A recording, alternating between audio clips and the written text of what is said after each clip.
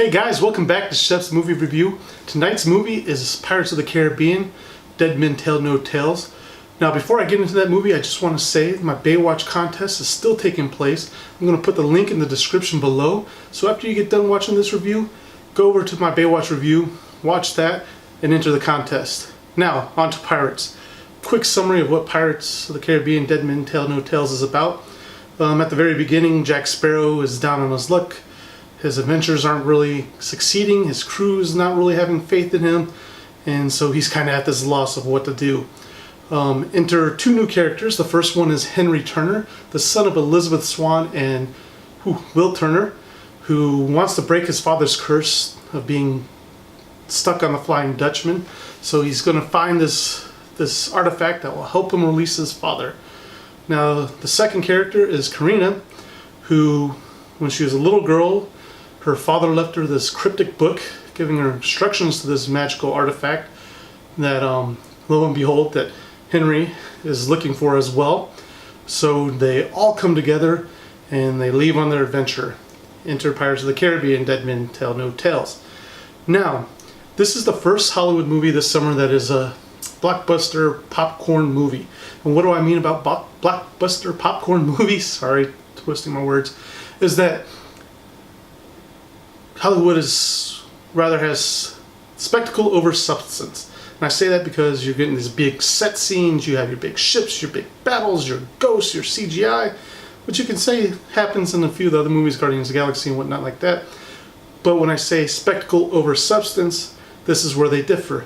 The story doesn't really matter too much. Yeah, it's there, but it's more to get the characters from plot A to plot B, or, event A to event B.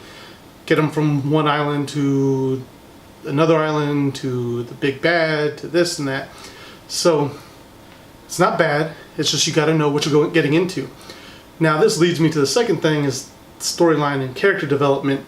After 5 movies with Jack Sparrow, you would expect to have a little bit more development with this guy. He's pretty much the same character. I'm sure I'm going to get people that disagree with me. That was in the first Pirates movie to this movie. And it's great. He does his great Charlie Chaplin, comedy routine, his practical effects, his physical comedy. But man, after a while, it just gets like, okay, enough with Captain Jack Sparrow. Give us something different. And with Henry Turner and Karina, they try, but it's Hollywood. They're like, oh, we have two beautiful people together in this film. They must be a love interest, so let's focus on that and not give a reason why they want to fall in love with each other, or even give us that hint of that. Plus their backstories. Yeah, Will is trying to free his father from the Flying Dutchman, and Karina is trying to, I guess, please her father and crack the code on this book. But that's really it. They don't give us anything else to latch onto these characters and figure out why we want to care about these people.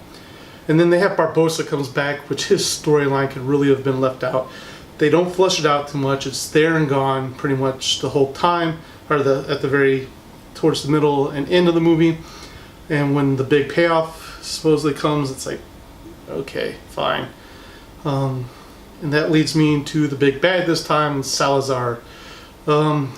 This guy is exactly like Barbossa in the first movie, except now he's a ghost instead of an undead person. He was a Spanish captain that was going after pirates and trying to clear the waters of them in the Caribbean, and he got down to Jack Sparrow, and of course Jack Sparrow defeated him and killed him, and he turned into a ghost because of his rage that he had with being defeated by a pirate. And now he's free and he's going to get his revenge on Jack Sparrow. And that's it. He's there to propel Jack to get to the magic artifact now, because not only does Karina want it, Henry Turner wants it, Jack wants it to help him get rid of Salazar. Barbossa wants it as well because, hey, he's a pirate, he's going to double-cross people. But it's a villain we've seen before. There's nothing memorable about him, but he's a pirate ghost who, has some cool special effects on his boats and stuff like that. It's cool scenes, don't get me wrong, there's some enjoyable moments. The comedy is the same comedy we've seen previous installments, except there's some scenes in there right now that I think Jerry Bruckheimer was like, hey man, I saw this scene in Fast and Furious 5, where they had this great action scene with cars in a bank. Why don't we do that in Pirates with horses in a bank? And no one kind of told Jerry not this wasn't a good idea. And they have some great comedic effects taking place around that scene, which was pretty funny, I'll admit. Now, you do have cameos in there. There's one, I guess you call him celebrity cameo. I want to see if people can guess who he is by his voice, because they really did a good job on his makeup. I'll give you a clue. He is a pirate.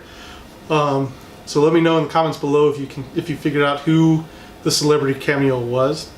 And of course, I hope it's not a spoiler for anybody. If it is, I'm sorry. But how can you have Henry Turner without getting a cameo of his parents? So they're just cameo. They're not in here. Then you get to, now I'll let you know there is an end credit scene.